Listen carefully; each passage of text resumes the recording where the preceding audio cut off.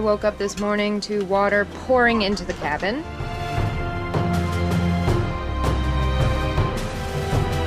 Yeah, it really sucks. Right now we have 30 knots of wind. Oh.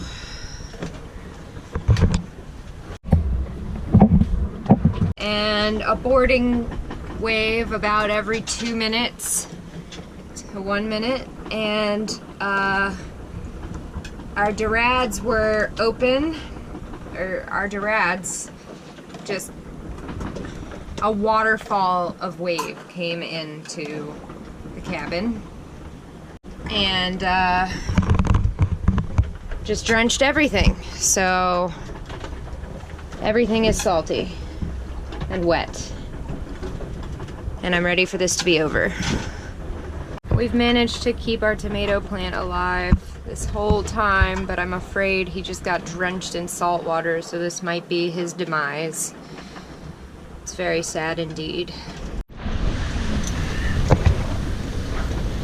So it's quite nasty out today, and there's a huge low pressure behind us which is approaching, and usually those tend to bring even more wind. So we're gonna switch out our double reefed main for a trysail. So I'm gonna heave two, and then I'll get the sail switched over.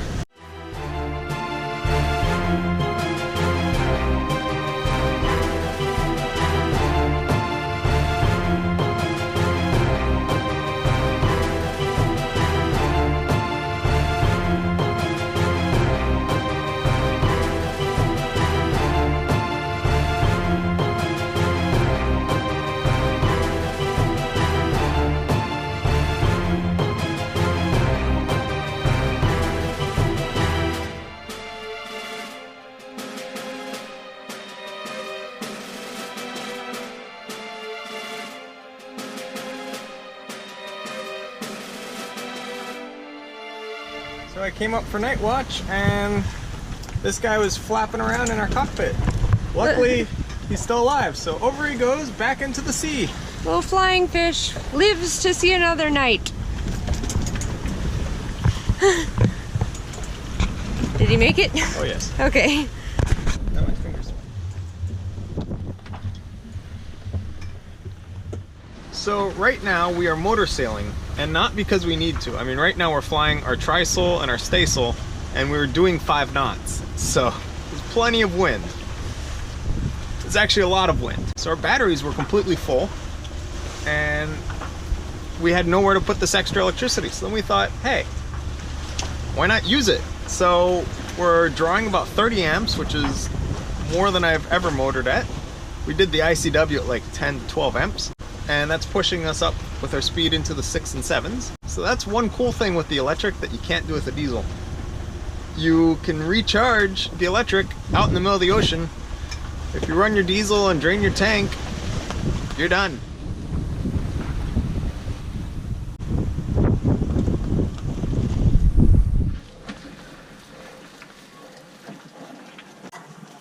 Making some fresh bread. That way we can have some nice sandwiches. Finally, the weather is allowing us to do this. Yeah. So we're on a broad reach right now. So we're going kind of downwind, and the winds are still in the high 20s, low 30s. But the seas are more comfortable because we're not beating into them. Do do do do do do do do do do do do do do do do. So we have down on the floor, where it can't fall anywhere, we have a 1-burner propane stove. We tied little wires to it, little seizing wire, and we tied the pot to it so that way the pot doesn't fall over. And no job, yes, this is going to be some 45-degree bread because we're healing about 10 degrees all the time, and it's not a gimbaled stove. Today we turned north because the Azores High is creeping up on us, and we really don't want to be caught in doldrums like we were on our way to Bermuda. So we turned quite north. We're going about 40 degrees.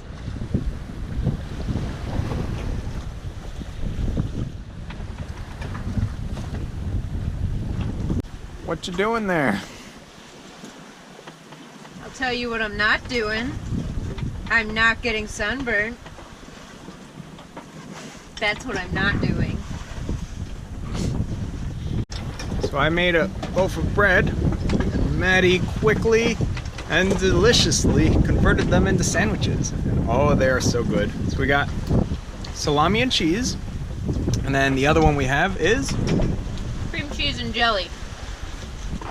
Delicious.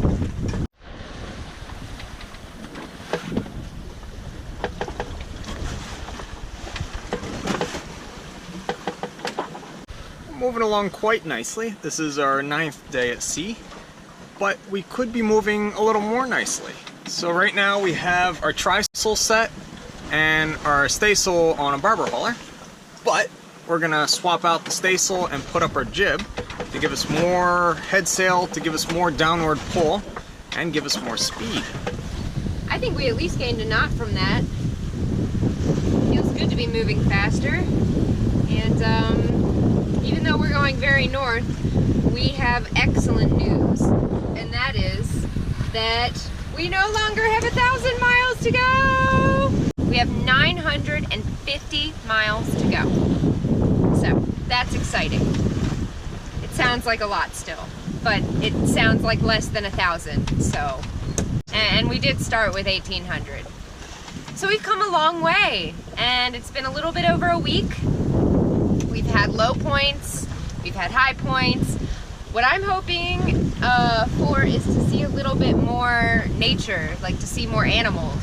So, come on dolphins, whales, jellyfish, whatever. So we're out here in the middle of the Atlantic on our way to the Azores, and we thought that this is a great time to talk about power production and how we keep all our batteries charged up. So there's always the option of run your diesel motor or your generator to keep everything charged, but that uses fossil fuels, and we prefer to be a lot more green, being how we have an electric motor. So our options would be wind, solar, or hydro. So we don't do the wind generation because I find it's too loud and annoying. We have solar panels, but they're kind of shaded by the sails most of the day, and then they don't do anything by night. And then our last option is the hydro generator, which is our electric motor. So as we're sailing along with pretty good speed, the propeller is just constantly spinning day and night, and that's then in turn turning the motor, which is using the motor as a giant alternator to put power back into the batteries. So this has kept all our battery systems completely full charge. Which has been really awesome because it allows us to switch to the house bank and keep the fridge fully charged and all that kind of stuff. And we don't have to carry big old diesel jugs on the boat, and it saves us a lot of money, and we are fully charged all the time as long as we're going at least 3 knots. A little surprise that Maddie doesn't know about. I'm gonna put cheese inside the burger.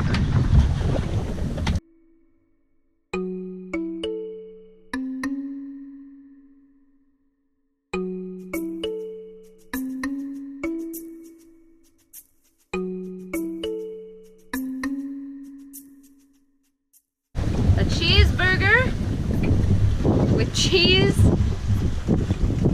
grilled inside of the burger and homemade bread. I think there's no way this can be bad.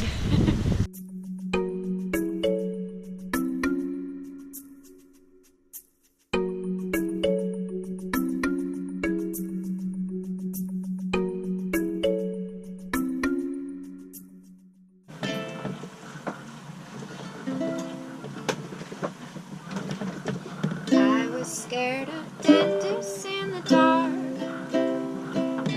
I was scared of pretty girls starting conversations. All my friends were turning green.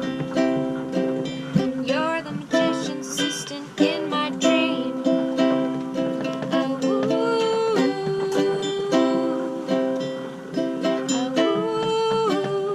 I come unstuck. Lady running down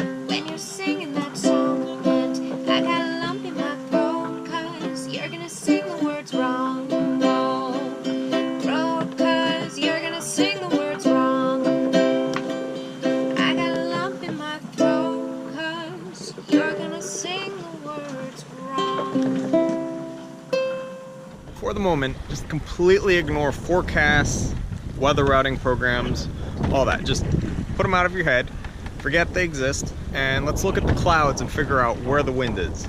So, right now, we are on the edge of where there's gonna be wind and no wind. So we had to change course drastically, that way we don't get stuck.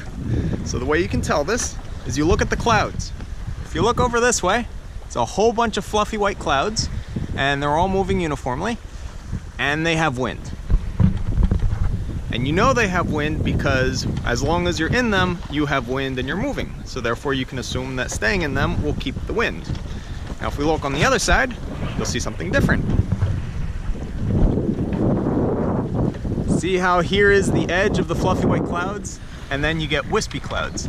So you can assume that this area is higher pressure and probably less wind. Now way off in the distance, you have the fluffy white clouds again, and you can assume there's wind there as well. If you look off into the horizon, you see the fluffy white clouds on the right, the wispy clouds in the middle, and then way off in the distance, more fluffy white clouds. So you can assume that you have lower pressure, a high pressure ridge, and then lower pressure again. Now, when you're on the edges of different pressures, you have a pressure gradient and then you have wind. You get stuck in the highest part of it and there's no wind. So, pretty much if you see something like that and the clouds start changing shape, even if you don't fully understand clouds, if you're under a set of clouds and you have wind, if the clouds change, your wind's gonna change. So then you know you need to do something and stay with the clouds that have the wind that you like, rather than getting stuck with wind that you don't want.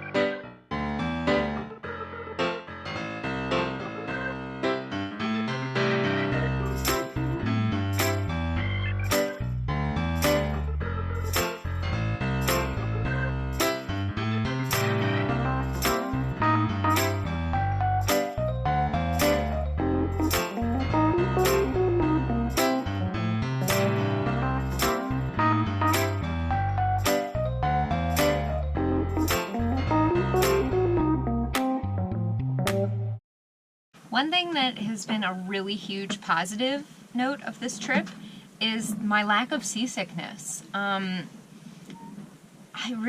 haven't had much trouble with it, and it's been a very welcome surprise. I think a lot of it just boils down to being totally used to the motion after such a long time at sea. I know that when we started our trip from Florida to Bermuda, there were a couple days when I got sick, but as soon as I did, I took Dramamine and just went to sleep. And after, I would say, about a week, I didn't have problems anymore. And so I had heard that that was a thing for some people, where they just get used to it after a few days and it goes away, and that seems to be the case with me, because there have been plenty of opportunities for me to get sick on this trip. So I'm really happy, because I was worried that after we got to Bermuda it would reset, but it didn't, and I haven't been sick so far, and it's been very rolly, so that's really good news, because it was a really big hindrance for me on the boat before, and I was genuinely concerned that it was going to totally ruin my Atlantic crossing, but it hasn't. Tonight we're having tikka masala. It's finally nice enough outside to cook, and we're taking advantage of it. Tikka masala from a jar.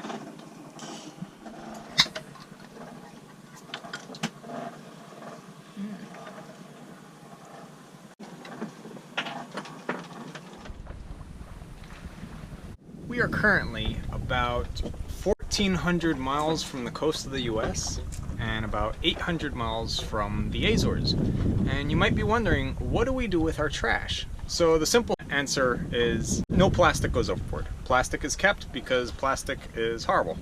But things like glass, paper, and food, over they go. So it has about a 3 to 4 mile journey to the bottom of the seafloor because it's that deep out here.